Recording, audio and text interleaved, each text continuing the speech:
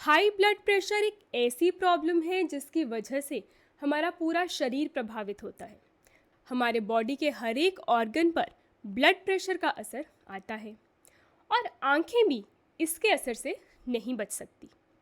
इस video series में मैं हाई ब्लड प्रेशर की वजह से होने वाली आंखों की बीमारियों के बारे में डिस्कस करूंगी।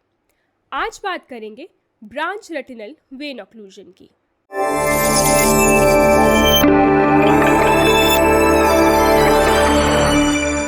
नमस्कार दोस्तों, मैं हूं डॉक्टर दीक्षा या आपकी चहेती डॉक्टर सनशाइन। तो आज के इस वीडियो में हम आंखों में होने वाली एक ऐसी बीमारी के बारे में बात करेंगे जो कि ब्लड प्रेशर परसिस्टेंटली हाई रहने की वजह से होती है। और अगर आपका ब्लड प्रेशर कंट्रोल रहेगा तो आपको ये बीमारी नहीं होगी। देखिए, हमारे शरीर में दो प्रकार की नाड़ियाँ होती हैं।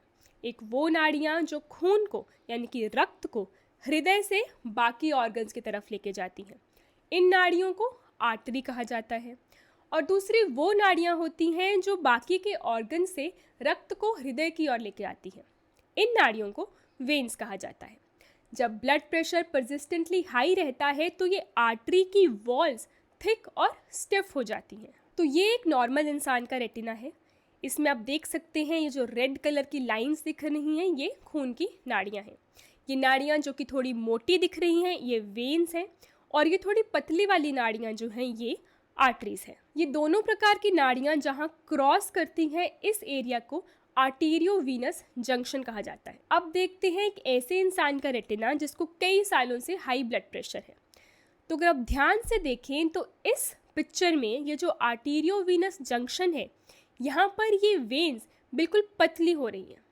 इस फाइंडिंग को आर्टेरियोवीनस निपिंग कहते हैं और ये हाई ब्लड प्रेशर होने का एक साइन है। अब ऐसे केस में जब बॉडी का ब्लड प्रेशर और ज़्यादा हाई होता है तो इसी जगह पर ये स्टिफ आर्टरीज वेन्स को पूरी तरह ब्लॉक कर देती हैं और इस ब्लॉकेज की वजह से वेन्स में ब्लड इकट्ठा हो जाता है और वो सडनली लीक कर जाता है। और इस कंडीशन को BRVO यानी कि ब्रांच रेटिनल वेन ऑक्लूजन कहते हैं। पर्दे यानी कि रेटिना में हुई ब्लीडिंग की वजह से पर्दे की थिकनेस या मोटाई बढ़ जाती है और अगर ब्लीडिंग ज़्यादा सीवियर हो तो पर्दे का जो सेंट्रल पार्ट है जिसे कि मैक्यूला कहते हैं वहाँ पर पानी भी भर जाता है और इस कंडीशन को मैक्यूलर एडीमा कहते हैं।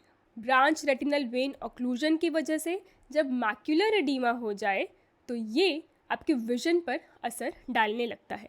अब अगर बहुत समय तक इस कंडीशन को इग्नोर किया जाए यानी कि ये डिटेक्ट ना हो और कुछ ट्रीटमेंट ना हो और ब्लड प्रेशर परसिस्टेंटली हाई ही रहे तो पर्दे के कुछ हिस्से का ब्लड फ्लो परमानेंटली डिक्रीज हो जाता है और इसके रिस्पॉन्स में पर्दे में बहुत सारे एबनॉर्मल खून के गुच्छे आने लगते हैं और ये खून के गुच्छे कभी भी एकदम ब्लीड कर सकते हैं और कभी कभी ये पर्दे को खींचकर अपनी जगह से हिला भी सकते हैं।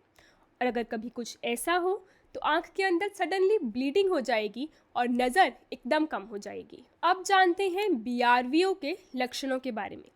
अगर पर्दे में एक जगह पर ब्लीडिंग हुई है लेकिन पर्दे का सेंट्रल पार्ट यानी कि मैक्यूला इसमें सूजन नहीं आया है तो आपको सिम्टम्स नहीं आएंगे। आपको पता भी नहीं चलेगा कि आंख में ब्लीडिंग का प्रोसेस शुरू हो गया है। लेकिन जब ब्लीडिंग ज़्यादा हो जाएगी तब पर्दे में सूजन आने लगेगी और आपकी नज़र कम होने लगेगी। आपको सीधी लाइन थोड़ी टेढ़ी दिख सकती है। पढ़ते समय आपको अक्षर कुछ डिस्टॉर्टेड या घूमे हुए दिख सकते हैं और आपको चीज़ें थोड़ी छोटी दिख सकती हैं। इन सिम्टम्स को मेटामॉर्फोप्सिया या माइक्रोप्सिया भी कहते हैं। और अगर आंख के अंदर ब्लीडिंग हो जाए या पर्दा अपनी जगह से हिल जाए तो विजन एकदम बहुत ज़्यादा कम हो सकती है।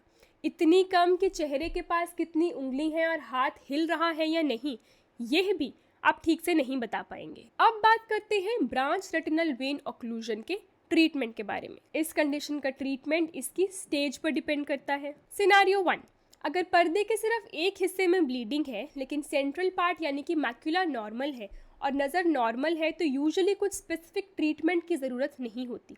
आपको सिर्फ अपने ब्लड प्रेशर का टाइट कंट्रोल रखना है और इंश्योर करना है कि इसके बाद दोबारा ब्लड प्रेशर ना बढ़े। ये ब्लीडिंग धीरे धीरे अपने आप रिजॉल्व हो जाएगी और आपका विजन ठीक ही रहेगा। लेकिन अगर सिनारियो 2 है यानी कि इस ब्लीडिंग के साथ साथ मैक्यूला में फ्लूइड है यानी कि मैक्यूलर एडीमा भी है तो आपकी नज़र पे असर आएगा और इस मैक्यूलर एडिमा को कंट्रोल करने के लिए कुछ ड्रॉप्स या फिर आँख के अंदर इंजेक्शंस देने पड़ सकते हैं।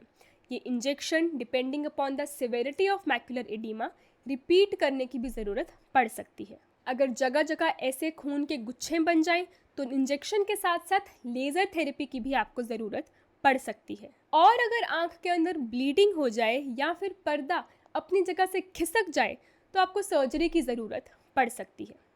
अब एक पेशेंट में डिपेंडिंग अपॉन द कंडीशन इनमें से किसी एक चीज़ की, किसी 2 चीज़ों की, किसी 3 चीज़ों की और चारों की भी एक साथ ज़रूरत पड़ सकती है। अभी चलते हैं वीडियो के उस पार्ट में जो कि मेरा फेवरेट है, प्रिवेंशन, यानी कि इस डिजीज़ से आप बच कैसे सकते हैं। देखिए, अभी मैंने जो भी एक्सप्लेन किया है, आँख के अंदर होने वाली ये सारी प्रॉब्लम्स, इनका कारण सिर्फ एक है और वो है लंबे समय तक रहने वाला अनकंट्रोल्ड हाई ब्लड प्रेशर।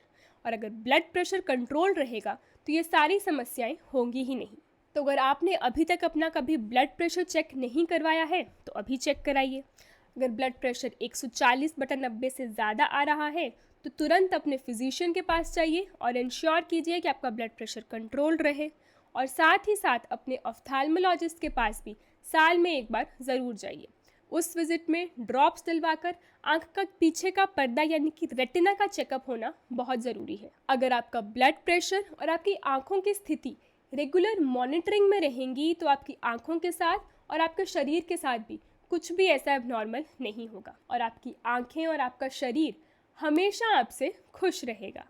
अगर ये वीडियो आपको पसंद आया हो तो इसे लाइक करें और अपने चाहने वालों के साथ शेयर ज़रूर करें ताकि सबकी आँखें और सेहत सलामत बनी रहे। इस चैनल पर मैं आँखों की बीमारियों को आसान भाषा में समझाने की कोशिश करती हूँ। ऐसी और वीडियोस के लिए मेरे इस चैनल को सब्सक्राइब ज़रूर करें। So this was doctor sunshine, illuminating lives with clarity of vision. धन्यवाद।